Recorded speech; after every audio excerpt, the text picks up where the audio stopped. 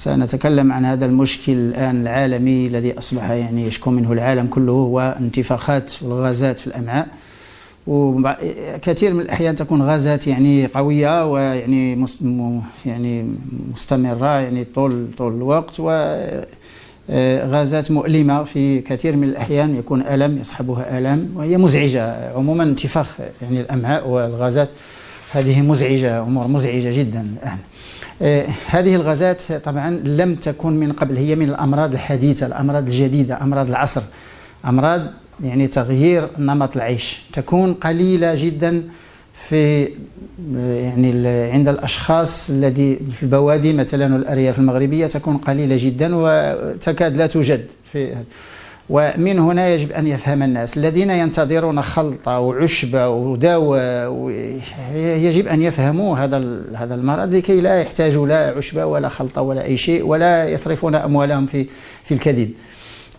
البوادي المغربية على الأقل، البوادي المغربية عليه حتى في دول أخرى، أظن الجزائر كذلك وتونس، البلدان يعني حتى في إخوان في مصر يعني كانوا حكوا لنا عن نفس الشيء. كاين هذه البلدان هذه. لماذا؟ لأنها بلدان مستوردة مع الأسف الشديد. يعني لما نقول مستوردة فتستورد كل شيء طبعا بحكم الأثمان المنخفضة الآن في السوق الدولية، ثم أنها تحاول الآن أن تميل إلى نمط العيش الغربي خصوصا في المدن الكبرى. يعني هذه الاستيراد يرتكز على الثمن وليس على الجودة، فلما يرتكز على الثمن فنحن نشتري أرخص شيء، وطبعا أرخص شيء سيكون منتوجات متدنية وربما منتوجات مغشوشة في السوق الدولية، منها المضافات الغذائية. وغادي نتكلموا على مشكل الكراجينان هو اللي كيسبب هذا المشكل هذا. يعني الأرياف والبوادي ليس فيهم غازات، المدن فيهم غازات. فهنا الشخص يفهم فقط، لا يحتاج من ينصحه. لماذا؟ لأن الأرياف والبوادي ليس فيهم مواد مصنعة، وليس فيهم كثرة الحلويات، ولا يأكلون كل وقت، وليس فيهم يعني هذه الوجبات البابين، يعني الوجبات يعني تتخلوها وجبات صغيرة، ما عندهمش سناكس هذه الوجبات السريعة، وما عندهمش جانك فود، ليس لديهم أكل في الشوارع. الأرياف والبوادي المغربية لا زالوا يطبخون فقط، هذا باش يعني هنا الفرق فقط، يطبخون ويجوعون. فهذا الناس لا يأكلون كل الوقت، لا يأكلون في الليل، ولا يأكلون خارج بيوتهم، ليس لديهم غازات. كاين هناك أشياء بسيطة يعني الناس يحسون بغازات، نعم. لماذا؟ لأنهم يشترون من السوق بعض الأشياء المغشوشة. لكن في المدن غازات، كل الناس يشتكون من الغازات. لماذا؟ لأنهم يأكلون ليلا، ويأكلون طول الوقت، ولا يأكلون في كل ساعة، ويأكلون يعني أشياء مختلطة. يأكل في المنزل ثم يأكل في الشارع. يعني عندنا المنطقة الشمالية في المملكة، المنطقة الشمالية في تطوان وطنجة، كاين عادة عند الناس، عادة تربوا عليها، أن لازم يأكل شيء في الشارع، حتى ولو تغدى في منزله يأخذ شيء في الشارع. هذه يعني أبو بوغاديو، هذه يسموها يعني سناك، هذا اللي يأخذوه هذه في هذه المدن. هذا معروف عندهم، عليهم معروف هذه. فيعني هذا اختلاط الأكل والأكل في كل وقت، ثم اختلاط مأكولات فيها مضافات غذائية مع مأكولات تطهى في المنزل، هذا يجعل المعدة في حرج. لا بد من الغازات. الأشياء التي تسبب هذه الغازات هي الأكل في كل وقت. فيجب أن إذا أكل الناس وجبة فينتظروا 6 ساعات وأكثر، أن لا يأكلوا أي شيء، يشربوا ماء فقط، ثم أن يجوعوا شيئا ما، يعني أن يتركوا المعدة فارغة شيئا ما، يعني على الأقل في الليل، يعني تعشوا مبكر وفي الليل لا يأكلوا ليلا. هذا مسألة مفروغ منها، هذه يعني الأكل في الليل يعني هذا ممنوع. ثم لا يخلطوا الأشياء المحملة بالسكريات مع الأشياء النشوية، يعني مع النشويات، يعني مثلا سكريات مع خبز، أو سكريات مع يعني سكريات مصنعة، يعني هذه بسكويتات، حلويات، أشياء هكذا، يعني هذا. وكل الناس الذين يتغدوا ويأخذون فواكه كنسموه ديسير، يعني غذاء دسم، هذه المدن الكبرى، والناس اللي يعني عندهم شوية مدخول جيد ووسع عليهم الله سبحانه وتعالى، يكون وجبة دسمة فيها اختلاط الأكل وفيها كثرة الأكل، بعدها يأخذ فواكه طرية، وبعدها يأخذ شاي مع حلويات، مع بعض الكعكات، هذا كنسموه لو بيتي فور، يأخذ كعكات مع شاي. فهذا هو خراب المعدة وخراب الجهاز الهضمي. يخربون الجهاز الهضمي. يعني هم يظنون أنهم يعيشون جيد، هم لا يعيشون جيد. الذي يأكل أشياء بسيطة هو الذي يعيش جيد. لماذا؟ لأن في الأخير الذي لا يحس بأعراض هو الذي يعيش جيد، وليس الذي يأكل مأكولات باهظة أو يأكل شيء. يجب أن يفهم الناس، لأن الوقت تغير الآن، ليس وقت الذي يتظاهر به الناس بالأكل ويتظاهرون بهذه الأشياء. لم يعود هذا الآن الناس يتظاهرون بأشياء أخرى. يعني من هو الشخص الذي لا يتناول دواء، ومن هو الشخص الذي ينام جيد، ومن هو الشخص الذي لا يحس بألم ولا بغازات وليس لديه يعني قلق أو ضجر، يعني وليس لديه أشياء هذه.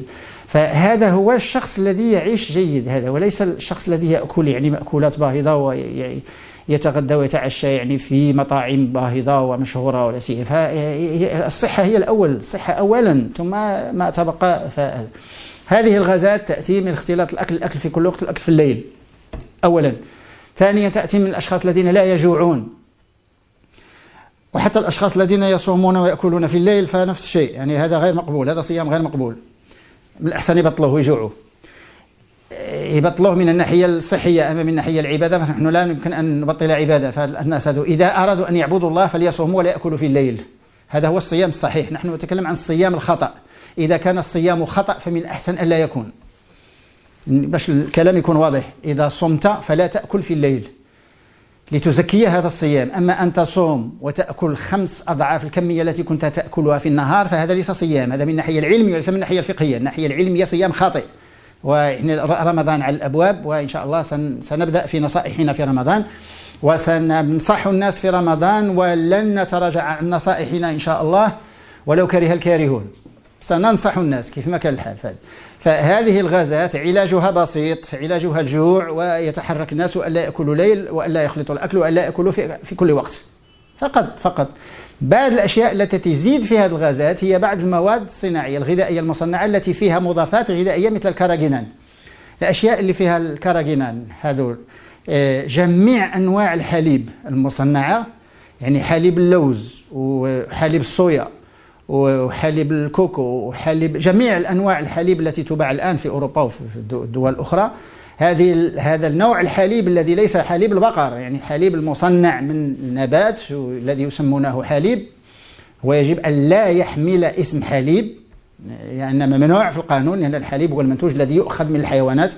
فهذه المنتوجات الأجبان، الكوتيج تشيج منهم، هذا السوسيج منهم المواد اللحم النقانق، هذه يعني اللحوم المصبرة المصنعة، هذه التي الناس يتهافتون عليها، وهي السبب الرئيس في الغازات، لأن فيها الكاراجينان، فيها ماشي فيها الكاراجينان، فيها كاراجينان وفيها أشياء أخرى يعني هذه فيكيل وفيها المصائب الأخرى.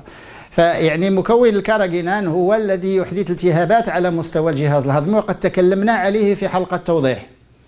يعني يوجد على فايت تي في، الناس يدخلوا يشوفوا الفيديوهات على فايت تي في وليس خارج فايت تي في، يبداوا يبحثوا الناس في بعض المحركات الأخرى. ثم هذا الكاراجينان يوجد في هذه المنتوجات مع الأسف الشديد، يوجد حتى في الكريمة القشدة هذه التي يشتريها النساء يعملون بها حلويات، ويوجد كذلك في الشوكولاتات، ويوجد في كثير من الآيس كريم، يوجد هذه كلها أشياء فيها الكاراجينان. وهذا الكاراجينان مع الأسف الشديد هو الذي يحدث هذه الغازات والالتهابات على مستوى الجهاز الهضمي.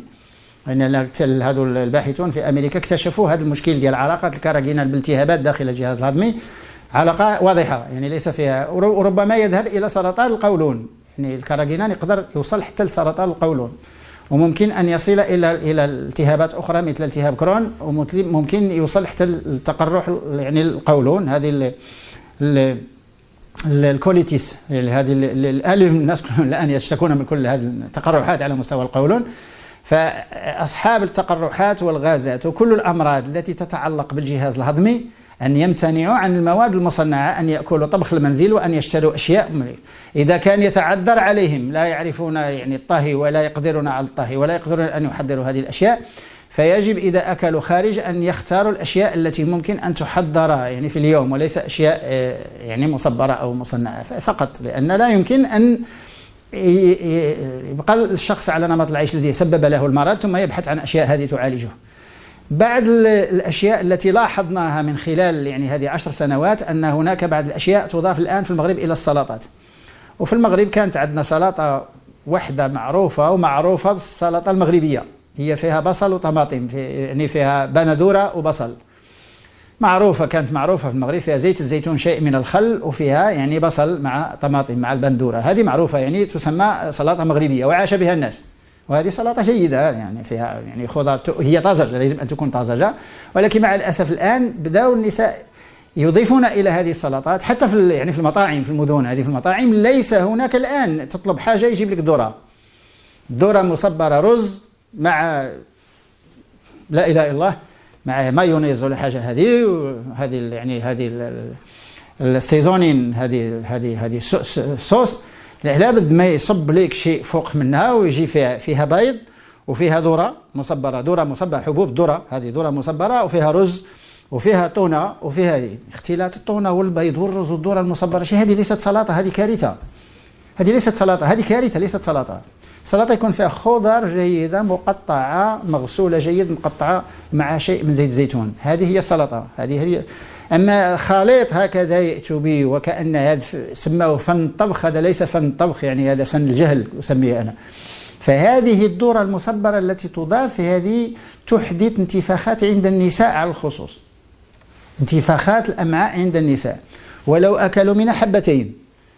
لماذا؟ لأن هذه الحبوب هذه مشكوك فيها، لأنها هي مستوردة وقد تكون مغيرة وراثيا. عليا كل شيء الآن مغير وراثيا، أصبحنا نتكلم عليا كما نقولوا احنا بالدارجة المغربية، تكلم بوجهك أحمر. يعني الآن ما هي الأشياء التي الآن طبعا لا يوجد؟ حتى أن الأشخاص الذين يتكلمون عن البايو الآن، يعني هذا البايو في الإنتاج ولا في البذور؟ فهي البذور، من أين تأتي هذه البذور؟ يجب أن تكون بذور بعد بايو، عاد البيئة اللي تعيش فيها تكون بايو. وشيء يعني مؤسف، عليه مضحك ومؤسف، لا إله إلا الله. فهذه الغازات يعني ليس لديها علاج وليس لديها دواء، ولا يكذب عليكم أحد، وليس هناك عشبة أو عقار أو أي شيء هذا، لأن هذه الغازات تأتي من الطريقة التي يتغذوا بها الناس، الذين يأكلون بسرعة، والذين يأكلون واقفين، والذين يتغدوا ويركزون بعد الوجبة يعني لا يهضمون، ثم الذين يخلطون، الذين يأكلون في كل وقت، الذين يأكلون في الليل، والذين يخلطون سكريات مع دهنيات في آن واحد، يعني اللي يتغذى بالدسم ثم يأكل الحلوى من بعد. يعني هذه تحدث غازات، هذه ثم الأشياء التي لم يعهدها الجسم، الذي هو غير متعود عليها. لاحظوا الناس اللي كيجوا من البادية، اللي كيجوا للمدن، لما يعني يوصلوا للمدينة ويغيروا، يأكلوا وجبة وجبتين، يكون عندهم إما إسهال، إما مغص، إما أشياء في البطن. لماذا؟ لأن تغير الماء وتغير الأكل. وحتى الأشخاص الذين يسافرون من بلد إلى بلد يوقع لهم هذه، عليه معروف، يعني الدول أمريكا اللاتينية لما كان الناس يسافرون، حتى الفرق الرياضية لما كانت تسافر للاعب يعني مباراة، فهاد اللاعبين كلهم يصابون بإسهال، يصابون بأمراض. لماذا؟ لأن في هذه البلد الذي وصلوا إليه تغيرت يعني الأشياء التي يأكلونها، يعني من خضر وفواكه، والماء كذلك هذه فتتغير. وهذا أشياء يجب أن يفهمها الناس، يعني في الأخير يجب أن يفهمها الناس. يعني ينتظرون منا، ولا زالت الأسئلة: هل من عشبة تعالج البروستاتا؟ هل من دواء للبواسير؟ هل من دواء للقولون العصبي؟ ليس هناك دواء، هذا هو الجواب. وأنا أستحي أن أجيب الناس بلا، يعني أستحي. يفهم الناس لماذا يصابون بأمراض. إذا فهموا فلن يحتاجوا هذه الأشياء ولن يضحك عليهم.